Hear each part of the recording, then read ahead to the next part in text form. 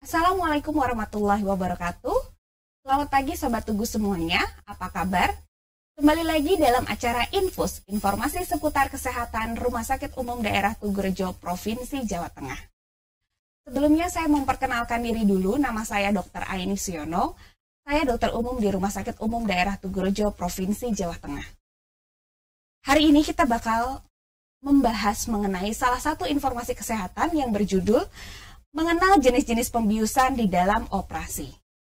Nah, sebelumnya definisi dari pembiusan atau anestesi ini sendiri adalah suatu tindakan di dalam menghilangkan rasa sakit ketika melakukan pembedahan atau prosedur medis lainnya. Nah, untuk lebih lengkapnya, langsung saja kita panggil salah satu dokter anestesi di Rumah Sakit Umum Daerah Tugurejo, Provinsi Jawa Tengah, yaitu Dr. Adi Sucipto, spesialis anestesi. Selamat pagi dokter. Selamat pagi dokter Aini. Gimana dokter kabarnya? Ya, alhamdulillah sehat. Sekarang lagi sibuk apa aja dok? Ya untuk sementara masih seputar tubuh aja dok. Dok, tadi saya sudah membahas sedikit mengenai definisi secara umum mengenai pembiusan atau anestesi. Nah dok, sebenarnya definisi anestesi yang lebih dalam itu apa sih dok? Ya, sebenarnya untuk definisi anestesi itu kan dari asal katanya dari an dan anestesia ya. Jadi secara umum seperti itu ya dok ya. Jadi anestesi itu terdiri dari dua kata yaitu an dan anestesi. An itu tidak, anestesi itu rasa sakit ya dok ya. Sensasi. Jadi kalau dari bahasa Yunaninya. Dari bahasa. Nah dok, sebenarnya cara kerja anestesi atau pembiusan itu seperti apa sih dok? Kok bisa sih suatu pembedahan itu seseorang pasien itu bisa tidak merasakan sakit, itu sebenarnya mekanismenya itu seperti apa dok? Ya, untuk anestesi itu kan secara garis besar dibagi menjadi dua ya. Anestesia umum dan anestesia regional. Ada satu lagi yang lokal. Untuk anestesia umum itu mungkin cara kerjanya kita istilahnya di sentral, jadi dilakukan biusan, kita berikan obat-obatan, dia memblok sistem saraf pusat. Kalau misalnya regional itu di saraf istilahnya di medula spinalis. Di di daerah regional kan dibagi menjadi dua, seperti epidural atau spinal anestesia. Jadi pada prinsipnya memblok, kalau bius umum itu memblok di daerah saraf pusat, kalau di regional itu hanya sekitar daerah yang kita inginkan aja, seperti spinal anestesi atau epidural anestesia. Jadi sebenarnya pembiusan atau anestesi itu dibagi menjadi dua ya dok ya. Tadi saya ulang ya dok. Jadi kalau misalkan untuk yang pusat itu kita membloknya atau menghalanginya itu di pusatnya, pusat rasa sakitnya seperti itu ya dok ya. Di sentralnya. Nah untuk yang lokal atau regional ya dok ya, maksudnya yang kedua ya. Yang kedua regional itu kita hanya memblok di bagian-bagian tertentu yang kita inginkan, seperti itu ya dok ya. Saya secara garis besar seperti itu. Nah, sebenarnya pemilihan teknik pembiusan itu tergantung dari apanya sih dok? Misalkan, karena kan ada beberapa nih dok, misalkan tindakan pembedahan, misalkan dijahit, atau misalkan operasi sesar, itu kan pembiusannya beda-beda. Sebenarnya itu menentukan jenis pembiusan yang akan dilakukan itu berdasarkan apa sih dok? Ya, sebenarnya kan anestesi itu kan mencakup seluruhnya ya. Jadi sebelum kita melakukan pembiusan itu ada yang namanya visit preoperatif, kemudian di mana kita istilahnya melakukan pemeriksaan awal terhadap pasien tersebut. Gunanya adalah untuk men-screening sebenarnya teknik apa sih yang bisa kita lakukan pada pasien ini, kemudian operasinya operasi apa. Jadi kita bisa menentukan dari visit preoperatif, di mana selama visit itu kita mencari mulai dari pemeriksaan anamnesa.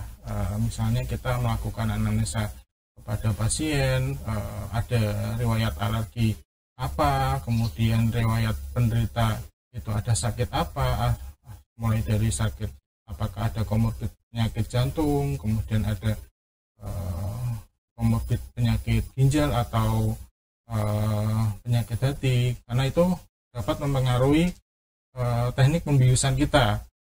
Tapi kalau misalnya selain itu juga bisa kita lihat dari jenis operasinya, operasi dari operator. Misalnya operasinya ini di daerah mana, di daerah atas atau di otak atau di tangan, atau mungkin kalau seksual cesaria kan di bagian bawah, bisa kita gunakan teknik regional. Kemudian selain itu juga yang pertama tadi mulai dari anamnesa, kemudian pemeriksaan laborat, kemudian komorbidnya apa aja, jadi kemudian jenis operasinya apa aja, lama operasinya kan juga menentukan teknik kita menggunakan apa. Soalnya kalau tekniknya itu regional kan mungkin hanya terbatas, ya bisa sih lama, cuman kan memerlukan dosis tertentu untuk bisa mencapai. Jadi memang jenis-jenis pembiusan yang dipilih itu berdasarkan banyak kriteria ya dok ya. Iya. Dan itu pasti disesuaikan dengan kondisi pasien masing-masing. Nah. Jadi memang sebaiknya harusnya pasien itu percaya dengan dokternya ya, karena pasti dokter akan memilihkan yang terbaik, jenis pembiusan yang terbaik untuk kondisi pasien. Nah dok, selain itu sebenarnya ada nggak sih efek samping dari pembiusan itu sendiri? Karena memang semua prosedur tindakan medis itu kan pasti ada efek sampingnya ya dok ya. Nah apa aja sih biasanya efek samping paling banyak dan dari yang paling banyak sampai yang paling sedikit akibat prosedur pembiusan atau anestesi ini? Ya, kalau efek yang paling banyak biasanya ini ya, konfi ya, mual muntah pos anestesia. Biasanya pos anestesia umum itu pasiennya seringnya mengeluh mual muntah, tetapi hal itu biasanya bisa kita siasati sebelum operasi ya. Biasanya atau sudah operasi berlangsung kita kasih obat-obat untuk mencegah itu. Tapi efek yang lainnya ya mungkin salah satunya alergi ya. Alergi kan kita juga nggak mungkin, obat anestesi itu kan banyak, bisa inhalasi, bisa intravena. Nggak mungkin kan kalau kita melakukan istilahnya tes alergi satu persatu obat-obatan, kan kita tidak tahu. Itu salah satunya. Kemudian efek yang lain, kalau misalnya kita menggunakan regional yang biasa kita lakukan di operasi sesar itu kan biasanya yang menggunakan teknik spinal itu biasanya ya sering namanya pusing ya, PDPH itu ya juga sering lakukan, tapi biasanya sudah kita antisipasi sebelumnya. Kalau misalkan itu kan untuk operasi besar dok, misalkan kalau misalkan hanya hacking atau jahit, misalkan kita luka terjatuh dari motor atau misalkan kita terkena sesuatu, itu misalkan di lokal saja gitu, itu ada efek sampingnya nggak sih dok sebenarnya? Saya kira tindakan anestesi itu kan punya efek tertentu ya. Nggak mungkin kita melakukan tindakan anestesi itu nggak punya efek samping. Cuman biasanya kita sudah mempersiapkan itu terlebih dahulu. Misalnya kita menghitung dosis maksimalnya, walaupun kita mungkin melakukan istilahnya lokal anestesi itu kan harus ada tekniknya ya, teknik tertentu, misalnya tidak boleh memasuk pembuluh darah, kemudian dosisnya maksimal berapa kita hitung dulu. Kalau misalnya lokal ya saya kira aman ya, cuman ya tetap ada sih efek samping yang harus kita persiapan. Namanya orang bius itu kan nggak ada. Biasanya kan operator bilangnya udah bius dikit-dikit aja yang ringan aja ya, namanya orang bius ya mesti nggak ada, terus persiapannya tetap sama sih. Gitu. Oke, Dok, ini ada beberapa pertanyaan yang masuk ke sosial media Rumah Sakit Tugu, Dok. Kita ambil dari 3 pertanyaan aja ya, Dok ya, yang paling banyak ditanyakan. Nih, salah satunya ini adalah, dokter, apakah benar kita bisa terbangun di tengah-tengah prosedur operasi? Sebenarnya pertanyaan ini tuh saya pernah lihat di suatu film ya, Dok ya. Jadi di mana diceritakan kalau misalkan dalam suatu tindakan prosedur operasi itu pasiennya itu bisa merasakan apa yang ada di dalam ruang operasi. Sebenarnya itu bisa apa enggak sih, Dok? Ya memang ya terbangun di tengah-tengah operasi memang kadang-kadang diperlukan ya. Kayak seperti operasi di daerah tulang belakang itu memang kadang-kadang operator menginginkan itu, soalnya dia mungkin menginginkan pasien tersebut sebenarnya tindakan yang dilakukan oleh dokter operator ini berhasil nggak. Nah itu biasanya ada yang meminta kayak seperti itu. Tapi kalau misalnya operator nggak meminta itu, terus pasien terbangun di duranto operasi, memang itu kadang kita temukan ya pasien seperti itu. Cuman kan biasanya karena mungkin anestesinya kurang dalam ya. Biasanya kita tambahkan obat anestesi atau mungkin kita berikan analgetik yang lebih kuat, jadi atau masker relaksan ya biar pasien itu relaks jadi nggak terbangun. Sebenarnya ada alat untuk mengukur istilahnya kedalaman ya, namanya itu Spectral Index itu kan bisa untuk mengukur tingkat kedalaman kesadaran pasien tersebut. Jadi range-nya mungkin sekitar 40-60. Kalau di atas itu biasanya pasiennya tetap kita berikan obat-obatan atau kita dalamkan anestesinya. Oh gitu. Jadi memang ada kemungkinan ya, Dok ya. Cuman biasanya dari dokter anestesi sudah bisa menilai ya, Dok ya. Misalkan jadi sebenarnya anestesi kita juga tidur ya, Dok ya. Dibuat tidur. Kemudian ada kemungkinan di dalam durante operasi atau di jalannya operasi kita bisa terbangun, tapi biasanya sebelum terbangun itu dokter anestesi sudah bisa menilai ya, Dok ya, kalau misalkan kira-kira yang diperlukan ini adalah ditidurkan kembali atau diberikan obat-obat lain yang sesuai dengan kebutuhan dari pasien tersebut ya, Dok ya. Nah, Dok, kemudian nih yang lagi in banget, Dok, mengenai ERAX, Dok.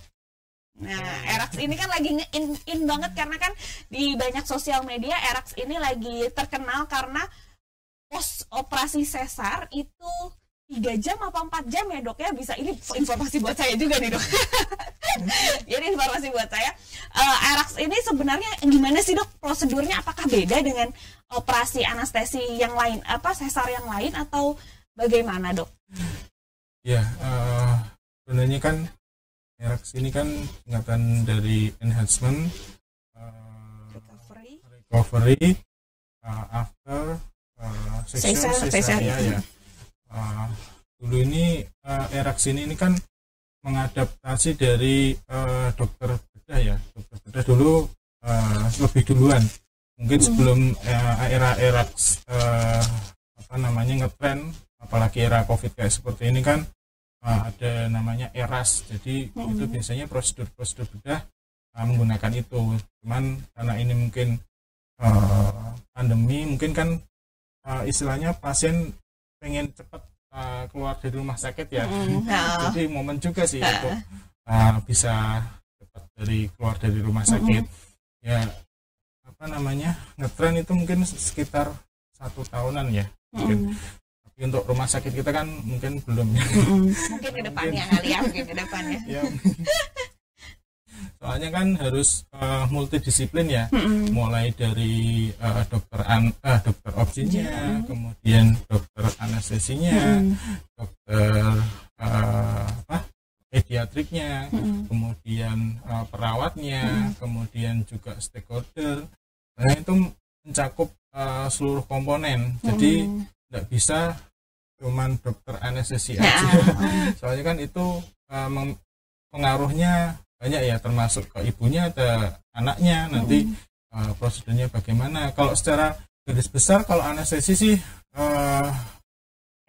spinal biasa, kayak ibu hamil. Cuman kan kita ada teknik-teknik tertentu ya, mungkin mulai dari puasanya. Kalau orang puasa biasanya kalau sebelum operasi elektif itu mungkin sekitar makan besar itu 6 jam ya. Mungkin kalau pada ereksi itu 6 jam, tetap 6 jam. Cuman 2 jam sebelum operasi itu masih bisa boleh minum ya, minum, tapi namanya clear food, bisa mungkin itu air gula atau mungkin jus yang tanpa ampas atau teh manis yang enggak terlalu pekat.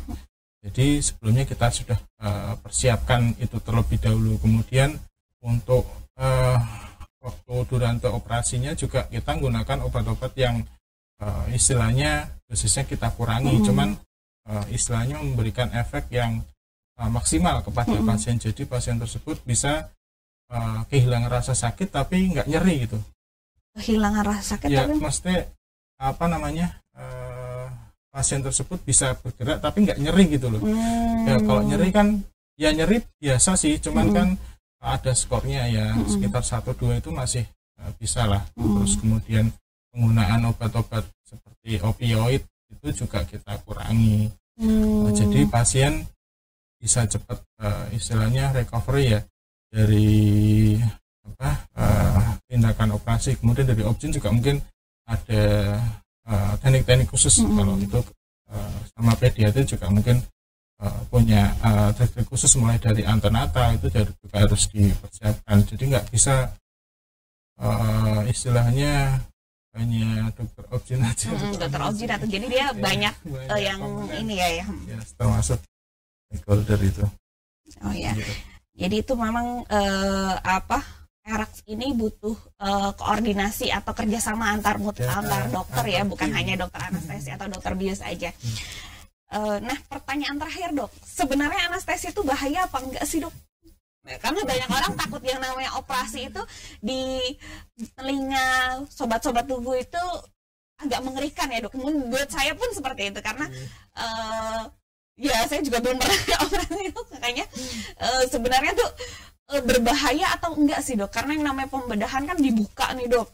Nah itu sebenarnya bahaya atau enggak sih dok sebenarnya prosedur anestesi itu? Ya yang seperti saya bilang, namanya kita pembiusan itu kan juga ada resiko ya. Terus pembedahan juga ada resiko. Jadi kita nggak mungkin istilahnya bilang ke pasien, oh ini aman, nggak masalah. Ya sebenarnya aman sih, cuman mesti ada risiko lah. Nah risiko-risiko itu istilahnya harus kita sampaikan ke pasien. Kemudian prosedurnya bagaimana juga kita harus informasikan pasien. Selama ini kan pasien untuk anestesi kan nggak terlalu banyak informasinya kan kurang. Jadi itu harus kita sampaikan. Tapi sebelumnya ya kita berikan informasi itu, kita edukasi pasien, resikonya kita sampaikan. Tapi di tindakan kita udah ada persiapan, misalnya mau tindakan pembiusan bius umum, ya kita harus siapkan antisipasi. Misalnya antisipasinya kita obat emergency kita siapkan terlebih dahulu, kemudian untuk posotnya juga kita siapkan. Jadi sebelumnya juga kita istilahnya udah ada persiapan sebelum hari sebelumnya. Jadi ya relatif aman sih, tapi semua tindakan mesti ada resikonya yang kita harus sampaikan ke pasien. Jadi memang yang namanya prosedur tindakan medis itu pasti ada resikonya ya. Tapi sebagai seorang dokter pasti kita berusaha untuk meminimalisir ya dok ya resiko yang akan muncul. Kita sudah bisa memperkirakan kira-kira resiko yang akan muncul apa, dan kita sudah mempersiapkan seperti itu ya dok ya. Nah, terima kasih banyak ya dok ya untuk waktunya, untuk informasinya tentang jenis-jenis pembiusan dalam operasi. Buat teman-teman sobat tubuh, alhamdulillah kita dapat ilmu dari Dr. Adi Sucipto Anestesi mengenai jenis-jenis pembiusan dalam operasi. Semoga informasi ini dapat bermanfaat buat teman-teman Sobat Tugu di rumah. Mohon maaf apabila ada kata-kata yang kurang berkenan.